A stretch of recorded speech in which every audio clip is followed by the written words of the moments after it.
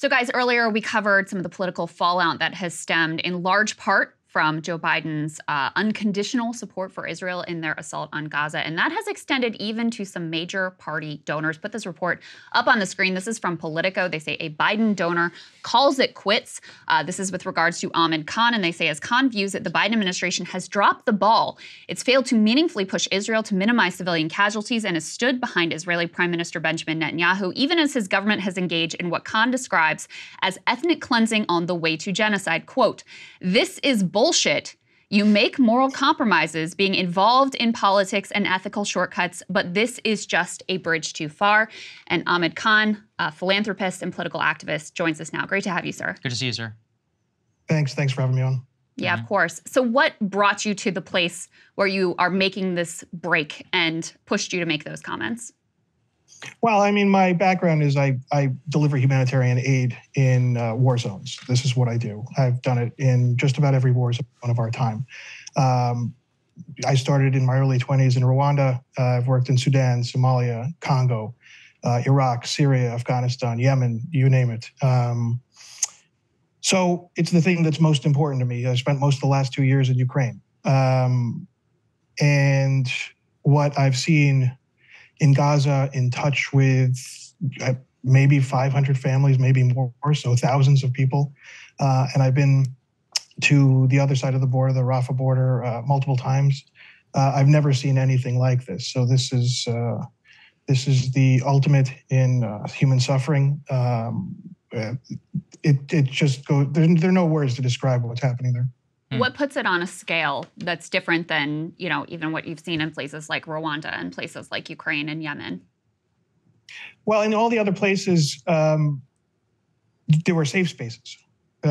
In Gaza, there is no place that's safe. There is no one that's safe. So you were talking about the entire population of 2.2 million people that have absolutely no place to go. You can't rent an apartment. You can't go into any building because no building is safe. When you go to a safe zone that's a camp, let's say you have $300 and you buy a tent, you go to that camp and that camp is bombed. So that level of desperation, not knowing if you're going to survive through the day, that is something that's unprecedented in our times and probably ever.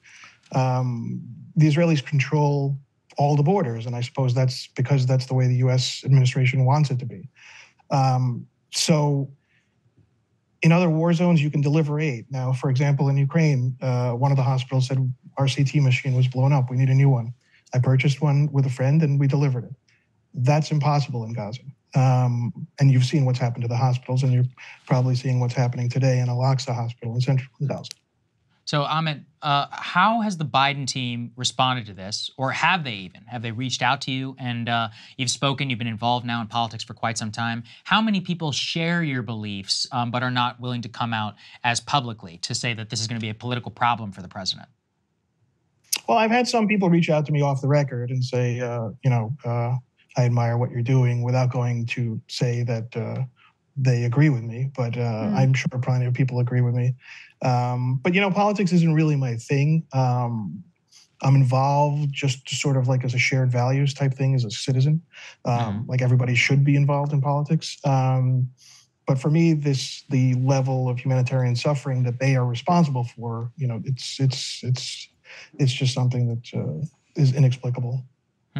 Amed, what's your response to people who would say, okay, yeah, what Biden is doing here with his support is horrible, it's indefensible, but what, you're going to help elect Trump? Is he going to be any better? He also did whatever Israel wanted when he was president of the United States. So what's your response to that? Well, I'm not, that's really not my concern. My concern are the 11,000 dead children, probably another 20,000 children who have catastrophic injuries that they'll never recover from, lost legs, lost arms, maybe 500,000 children who are on the brink, if not on starvation. They're getting no food groups. Maybe the children under 2 are maybe getting some bread every day. Those are my concerns. So as a humanitarian, my greatest concerns are these people who have no voice. I will leave it to the rest of the 350 million Americans, or how many ever there are of voting age, to decide who's the next president. But I think as a humanitarian, should hold the people I've supported responsible. And but it's my small effort. I'm not some gigantic mega donor. I mean, most of my philanthropy is doing stuff like this. So, Amed, you mentioned you've been doing a lot of work in Ukraine. Obviously, you've been traveling the world, trying to as well get aid, and you said to deliver it. Do you think that this has undermined the U.S. position in Ukraine? If you were just recently in Ukraine, how do they respond, to what's going on there? How do they reconcile some of the ways that we've talked about Russian actions on Ukraine with what's going on in Israel? Yeah, I was in Ukraine 2 weeks ago. I've been there for the majority of the last 2 years, mostly along the front lines, actually delivering aid to frontline villages and alongside the Ukrainian army. Well, what can they say? Because ultimately the U.S. is their major sponsor, but of course the deliveries on all accounts with regards to civilians and the military have come down. So of course they're very frustrated, but they don't really have the ability to complain, because who do you complain to? Mm-hmm. Right. What have you made of the comments from U.S. officials that have been unequivocal in support? We occasionally get these little pearl clutching, they need to reduce civilian casualties. But there was a recent response from John Kirby. He was asked about South Africa's application to the ICJ charging Israel with genocide, and this is how he responded. Take a listen. South Africa's filed this 84-page lawsuit against Israel, accusing them of genocide. Israel says that this is blood libel. Does Washington agree? And where does this put Washington and Pretoria? We find this submission meritless, counterproductive, and completely without any basis in fact whatsoever. What do you make of responses like that? It's nuts. I mean, they're sourced, right? They're footnotes, there are sources, there's evidence there, and time will tell, right? And unfortunately, they will be vindicated, and everyone that supports them will be vindicated in the future, which is always the case when a sort of action like this is happening. But it really matters. What are we doing today?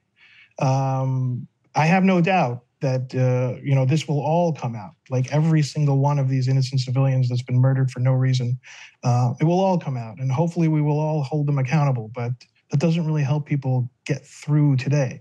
In terms of the lip service about minimizing civilian casualties and increasing aid, that's just more nonsense. It's complete nonsense. So either I don't even know if they believe what they say they're saying. It's actually really crazy.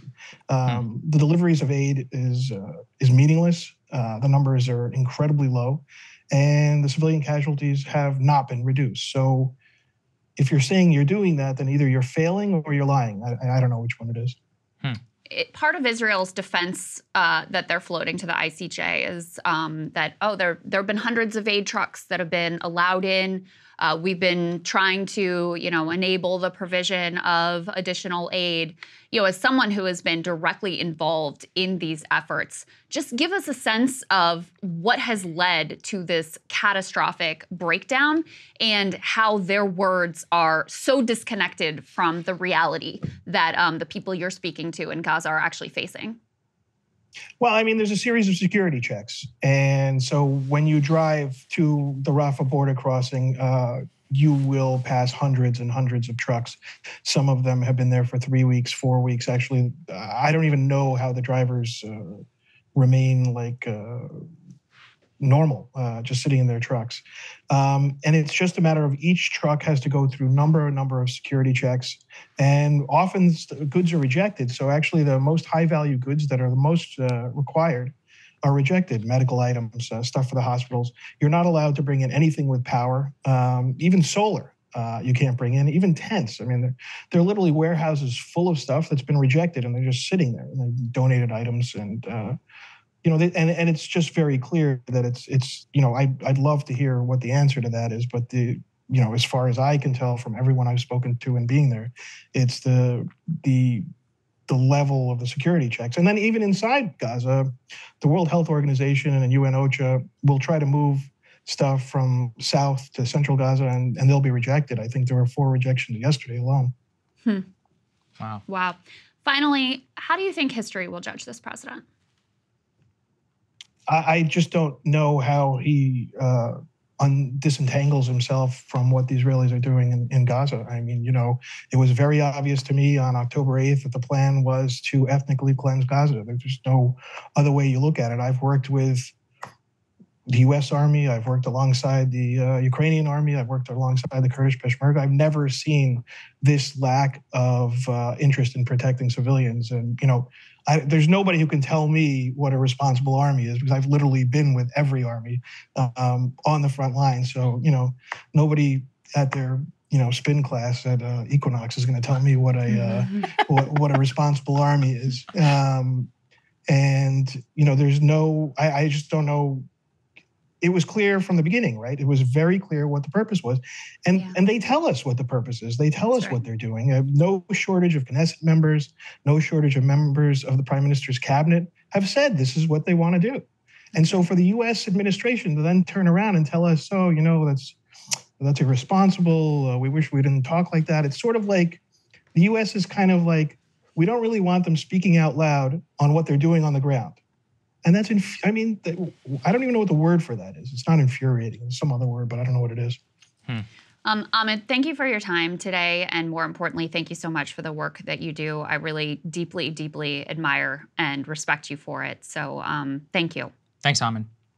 Thanks to the two of you. I appreciate it. Absolutely. Yeah, it's our pleasure. Hey guys, if you like that video, go to breakingpoints.com, become a premium subscriber, and help us build the best independent media organization on the planet. That's right. We're subscriber funded. We're building something new. We want to replace these failing mainstream media organizations. So again, to subscribe, it's breakingpoints.com.